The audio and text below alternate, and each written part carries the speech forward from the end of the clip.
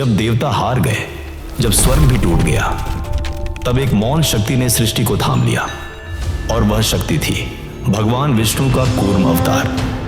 लेकिन देवताओं की शक्ति छीनी क्यों? कहां से शुरू हुई यह लीला? इस रहस्य की शुरुआत होती है एक शाप से। इंद्र और दुर्वासा का शाप। देवराज इंद्र अपनी शक्ति, वैभव और विजय पर गर्वित हो उठे थे।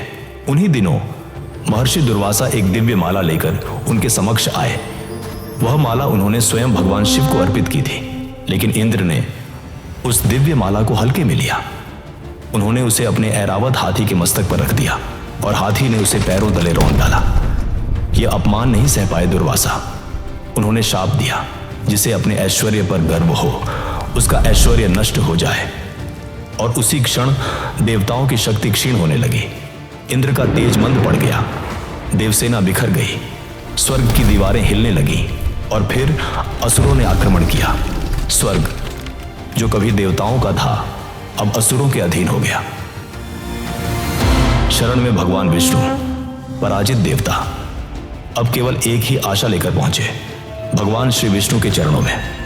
और तब विष्णु ने एक योजना बताई। एक ही उपाय है, अमृत, जिसे प्राप्त कर तुम पुनः अमर और शक्तिशाली हो सकते हो। पर वह अमृत कहां था? क्षीर सागर में, सृष्टि के गहनतम रहस्य में छिपा, जो केवल मंथन से निकल सकता था। समुद्र मंथन की तैयारी, पर मंथन अकेले संभव नहीं था।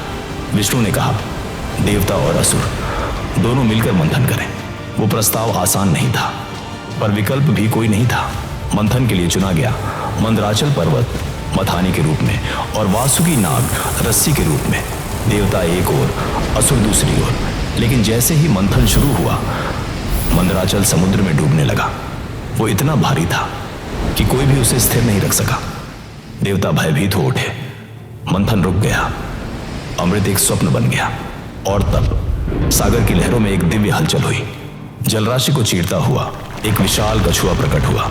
वो कोई साधारण कछुआ नहीं था, वो थे स्वयं भगवान विष्णु, अपने दूसरे अवतार में, कूर्म अवतार। उन्होंने मंदराचल पर्वत को अपनी पीठ पर थाम लिया। अब मंथन को आधार मिला।